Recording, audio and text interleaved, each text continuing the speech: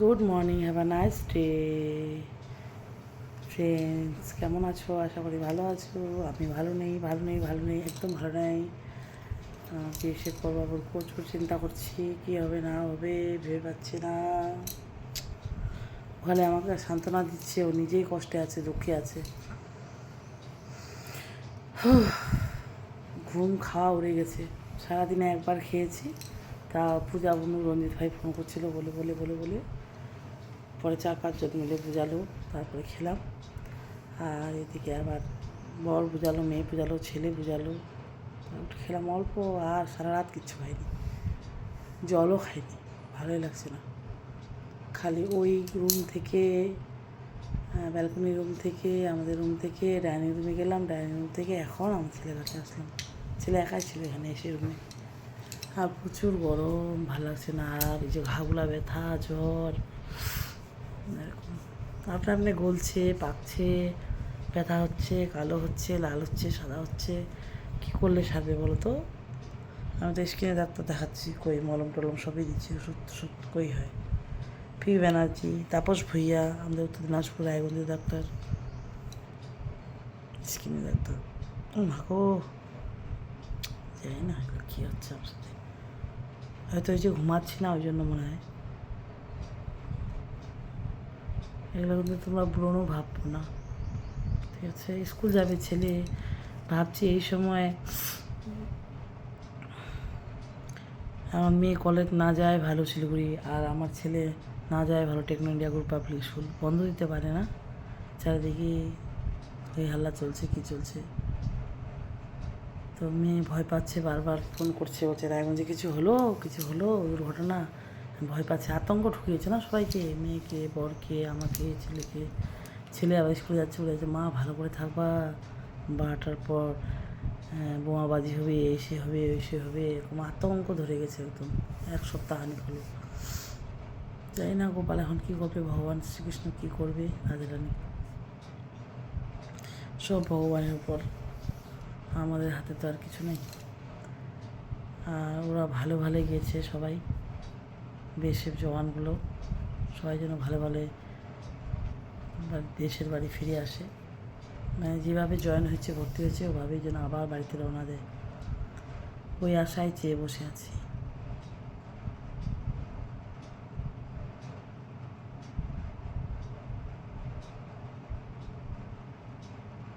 যারা যারা বলছে, আগে তো বলছিল ফৌজি শুনতে পাচ্ছ না, পারতো না, আমি তো বারবার বলতাম ওরা রিয়াল হিরো। আসল হিরোর থেকেও ওরা বেশি হিরো। একটু দেশের জন্য প্রাণ দিবে, জান দিবে, লড়বে, যুদ্ধ করবে। আর তোমরা বলছো ফৌজি বাবুর বউ, বলছো তোমরা। আর তোমরাই এখন বলছো জয় হিন্দ, জয় ভারত, ভালো করে ওরা ঘুরে আসুক, হেন তেন। ঠিক আছে, তোমরা বোনরা, দিদিরা খুব তো আরকে বদনাম করছিলে। বিএসএফ রায় হয়, ও এরকম বলছিলে।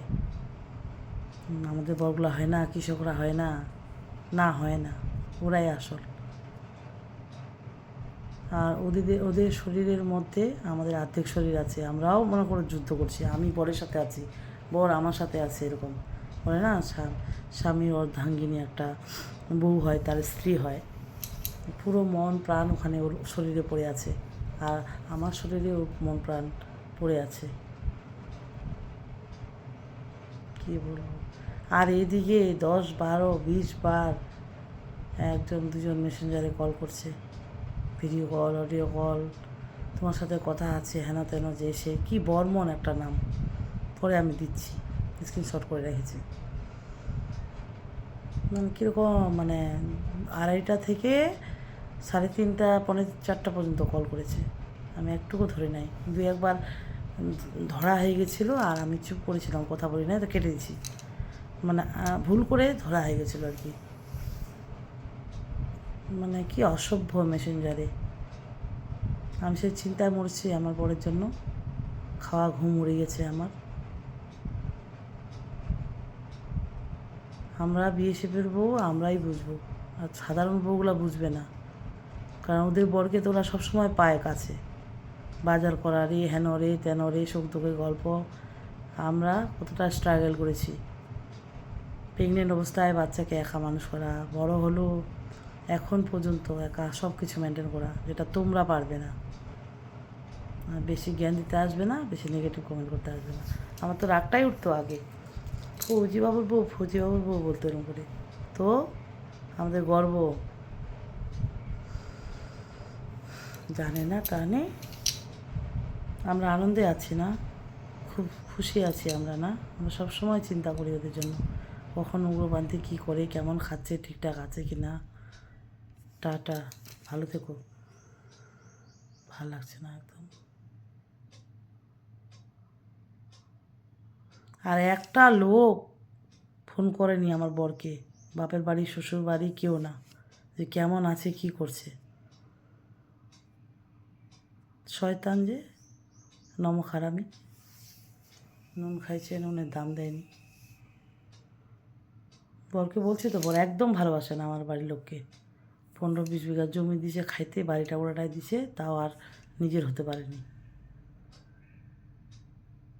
এই বিপদের সময় বলতে পারতো যে ভালো করে থাকবা, সাবধানে থাকবা, হ্যাঁ, ফোন করতে পারতো না। না ভাস্তা না ভাসুর কেউ ফোন করেনি। আমার বাবার বাড়ি থেকে তো আরও মরে গেছে লোকগুলা, ফোনই করেনি। আসল সূত্র হচ্ছে আমার বাবার বাড়ি, আমার শ্বশুর বাড়ি। এই সময় ফোন করে সাহস দিবে বরটাকে, আমি শুধু সাহস দিচ্ছি, আর ও আমাকে সাহস দিচ্ছে। আমি যখন ব্যাঙ্গালোরে ট্রিটমেন্ট করতে গেছিলাম, আমি মরে গেছি না, বাঁচে গেছি, 15 লাখ টাকা খরচা করলাম মণিপাল ব্যাঙ্গালোর হসপিটালে, তখনও কেউ আসেনি দেখতে, ফোনও করেনি। আর এমনি ডাক্তার দেখাও রে, নাম লেখাও রে, খাওয়া দাওয়া হেন তেন, জমি নিয়ে ভালোবাসা, আমাদের সময় একটা ফোন না, অপদার্থ কোথাকারগুলো।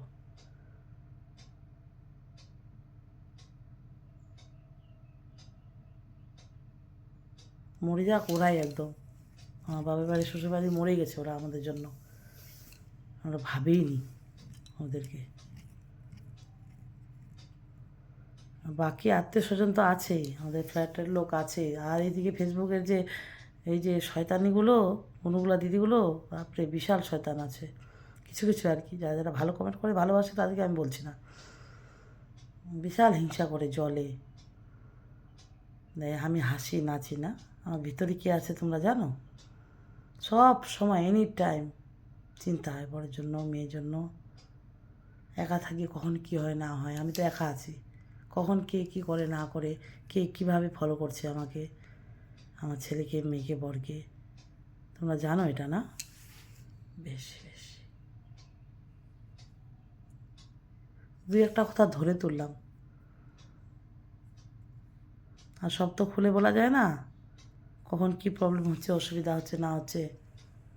মানুষের দুঃখ আলাদা, জ্বালা আলাদা, যন্ত্রণা আলাদা, ঠিক আছে?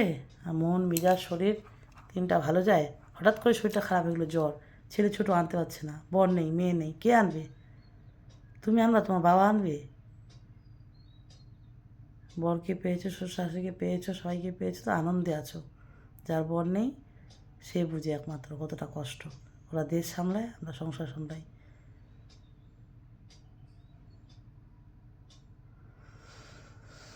ঠিক আছে, রাধে রাধে। আর কারেন্টটা প্রচুর ডিস্টার্ব করছে, প্রচুর প্রচুর। আমার গোপাল সাক্ষী আছে, রাধারানীর সাথে আছে, আমার যার কেউ নাই তার ভগবান আছে। আমিও কাউকে ফোন করে নাই, কারণ আমাকে কেউ ফোন করে নাই বাপের বাড়ি শ্বশুর বাড়ি থেকে। বরকে তো করেই না, বর তো এত ভালোবাসা দেয়, আমার ভাই তো জিন্দিগি করলো না, বর 2 বছর যায়নি আমার আমার বাপের বাড়ি, কারণ ভাই তো ফোনই করছে না, যার জন্য। ভাইয়ের বউ তো আরও শয়তান।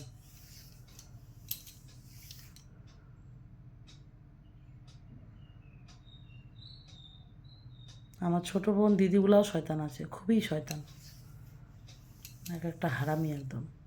যা আমার নিদান ফুরাই দিবে, এখানে থাকে বসে শুয়ে চলে যাবে, দরকারের সময় টুলু টুলু বলবে, আমার ডাকলাম টুলু টুলু টুলু, তুই বাড়িতে রবো, যাবা দিব, এরকম বলবে। আর এখন আমরা বিপদে পড়ছি, আমার অসুখের সময় বর এরকম আছে বর্ডারে, যুদ্ধ লাগছে, এই লাগছে, আর একটা কল নাই, ফোন নাই, আমরা কি টাকা চাইছি নাকি? দাঁড়াও না, মরবা একদিন, মানুষকে মারতে চাও, নিজেই মরবা, ঈশ্বর ভগবান করে যেন মরে যাও তোমরা। রাধে রাধে। আমি যে অন্তর থেকে কাঁদছি একদম বিশাল।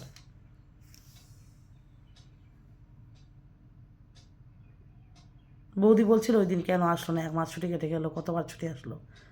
না যাবে না তো, তোমরা যেতে বলেছো?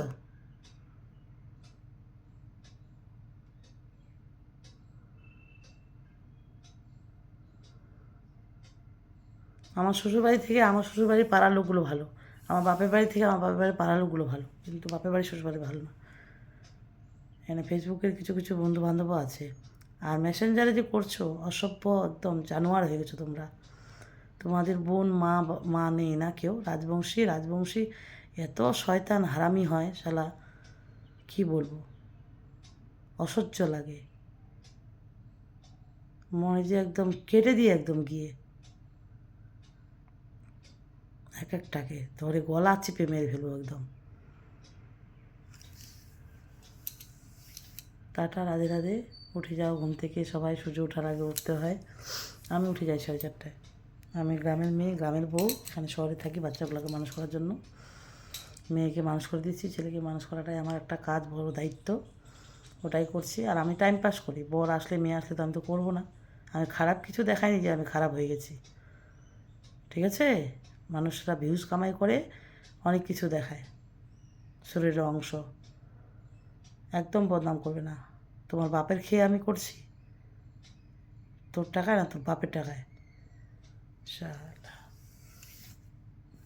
রাধে রাধে। খুব ভালো সকাল, খুব ভালো সকাল। কয়েকটা কমেন্ট ধরে তুললাম, অবশ্যই পুরো ভিডিওটা দেখবে, তারপরে কমেন্ট করবে। স্টিকার তো একদম নাই, যে অপদার্থ সেই স্টিকার কমেন্ট করে। কোনো কোনো বোনগুলা, কোনো কোনো দিদিগুলা, কোনো কোনো ভাই দাদাগুলাও ইচ্ছা করে দেয়। হিংসা। তোমরা মরবা, মরণ দিন আটায় আসছে, মায়ের বিদ্যা কসম, মা কালী কসম, মরবা তোমরা।